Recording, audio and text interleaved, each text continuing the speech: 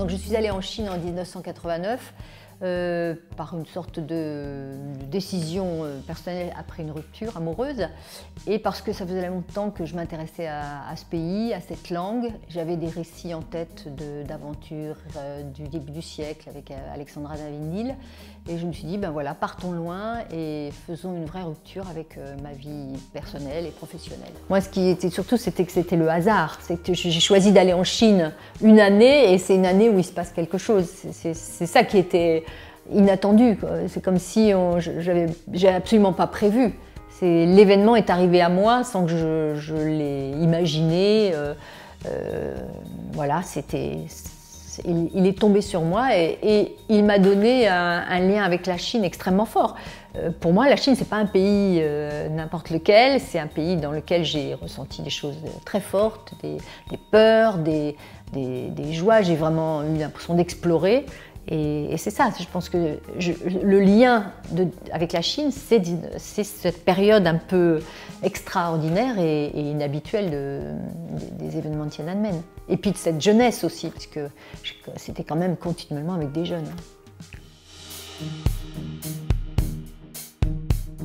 Moi, j'y allais vraiment avec bienveillance et curiosité. Je trouvais ça étonnant parce que la Chine est un pays quand même assez policé, les gens sont peu extravertis.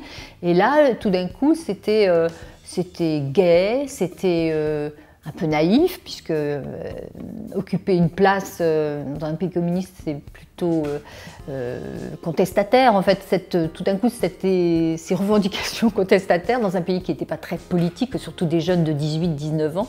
Moi, j'ai trouvé ça très attachant. Je me suis emballée pour le mouvement comme si c'était le mien. Même si j'étais un petit peu plus âgée qu'eux, mais je n'ai jamais ressenti du danger, en tout cas pendant les 7 premières semaines. J'adhérais totalement à leur combat et j'étais persuadée qu'ils allaient gagner quelque chose. Alors quoi, c'était pas très clair, mais au fur et à mesure, le mouvement s'est quand même un peu durci, c'est-à-dire que la naïveté du début, à la fin, c'était beaucoup plus revendicatif et le pouvoir en a eu de plus en plus peur. Sur la place, il y avait une masse humaine de jeunes qui étaient entassés sous des tentes avec des chapeaux sur la tête, ils mangeaient, ils dormaient, donc ça faisait un peu festival de Woodstock parce que la musique n'était pas présente, c'était dans les haut-parleurs, des revendications, des slogans, on s'amusait, on rigolait pas dans les discours, mais sur la place c'était une grande occasion de rencontre entre les étudiants. Ils n'en ont pas. Dans les dortoirs à l'université, c'était pas mixte, on pouvait pas se mélanger entre garçons et filles. Là, il y avait une totale liberté. Fin mai, j'ai senti que le mouvement se durcissait. Je l'ai écrit dans mes notes. J'ai passé une nuit place Tiananmen alors que les habitants et les étudiants ont commencé à bloquer l'armée. Donc il y a eu déjà plusieurs tentatives en fait. Et le 4 juin, la nuit du 3-4 juin est une sorte d'apothéose dans ce mouvement de l'armée qui débarque sur la place Tiananmen et qui doit déloger tout le monde puisque c'était ça la consigne. Et la nuit du 3 au 4, parce que d'abord c'est très fort, c'est beaucoup parce qu'il y a de la violence, où se mettre, est-ce qu'il faut s'approcher, est-ce qu'il faut risquer sa vie, il y a des phénomènes de foule, on est dans une sorte de tourbillon. Et même moi après, je m'interroge pourquoi est-ce que je suis restée dans un côté de la place, pourquoi je n'ai pas été voir J'ai suivi en fait tout ce qui se passait de manière immédiate. Je vois un tank qui passe et qui fonce, je suis le tank pour savoir où il va et ce qui se passe. Et continuellement, ces allées et venues entre la place Tiananmen et je ne sais pas trop ce qui se passe, en gros, on entend ce qui se passe parce qu'il y a du bruit, il y a du vacarme, il y a des tirs, il y a des explosions. On comprend au fur et à mesure des heures que l'armée est très proche et tue tous ceux qui tentent de résister. 1989, pour un Chinois, ça paraît très loin. 30 ans, c'est énorme. Ils avaient 20 ans, ils en ont 50. Et leurs préoccupations ne sont plus les mêmes. Ils n'arrivent pas à imaginer ce qu'ils étaient quand ils étaient jeunes.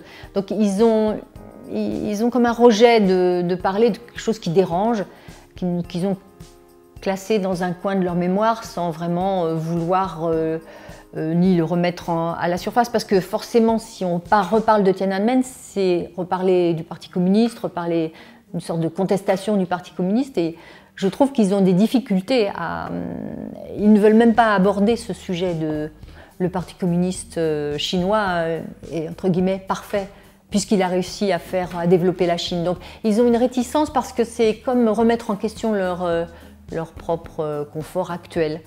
Mais ils ont accepté d'en parler tout de même parce qu'ils avaient confiance en moi et parce qu'on avait partagé les événements à l'époque. Ce n'étaient pas forcément des rebelles ou des étudiants qui étaient en première ligne, c'était plutôt des gens qui étaient observateurs, mais qui appartenaient à différentes classes sociales, et je trouve que leur témoignage est intéressant, c'est-à-dire que ce n'est pas vu du prisme exclusivement étudiant. J'ai eu une difficulté notamment avec un de mes interlocuteurs qui est un très bon ami et qui a eu peur de moi tout d'un coup. J'ai commencé à lui parler j'avais commencé à lui parler de Tiananmen au téléphone. Il m'a dit qu'il ne pouvait pas dire grand-chose puisqu'il est lui-même membre du Parti communiste.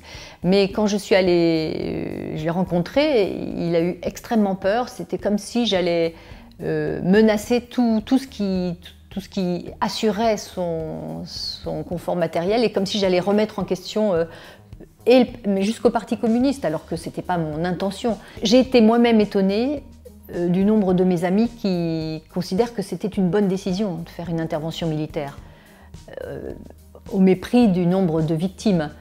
Parce que, d'après eux, si les militaires n'étaient pas intervenus, la Chine serait tombée dans un chaos terrible, plus d'État, la délinquance serait revenue, la corruption. Enfin, ils imaginaient que même 30 ans après, ils imaginent que s'il n'y avait pas eu d'intervention militaire, la Chine serait tombée dans le chaos. Bon, on ne peut pas le vérifier, mais j'étais assez surprise de cette réaction, de cette condamnation au nom du chaos.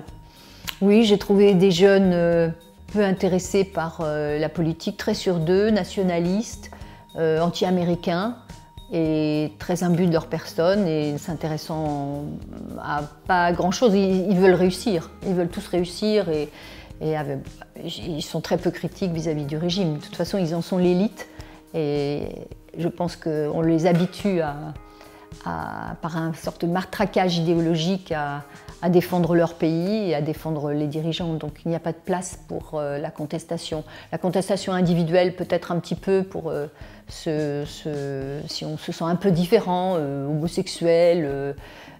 Il paraît que c'est plus simple maintenant, même au campus de Béda, mais je ne sens pas de revendication politique. Je sens plutôt des gens qui ont envie d'avoir un diplôme et de réussir ensuite sur le plan matériel, et ensuite aussi de devenir responsables de leurs parents, puisque en Chine, les générations nouvelles prennent en charge les anciennes générations. J'ai eu la chance de pouvoir effectivement rentrer dans les intimités familiales, personnelles. Il n'y avait pas de peur, puisque toutes les précautions que prennent les Chinois d'habitude, ils ne les ont pas avec moi. Et au contraire, ils étaient très contents de pouvoir continuer une sorte de dialogue qu'on avait interrompu pendant 30 ans.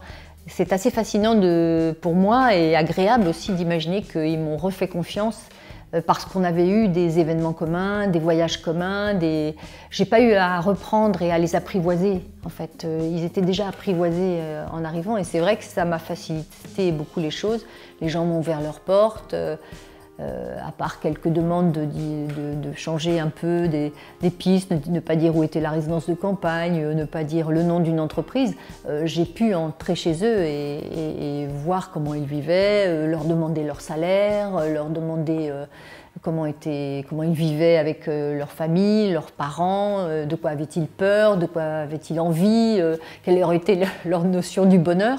Autant de choses qu'on ne peut pas faire en général d'emblée avec les Chinois. Donc j'ai eu beaucoup de chance de retrouver, et c'était très, très agréable pour moi de retrouver cette amitié, parce que c'était ça qui était quand même un peu la chance avec les portraits que j'ai faits des 8 personnes que j'ai retrouvées.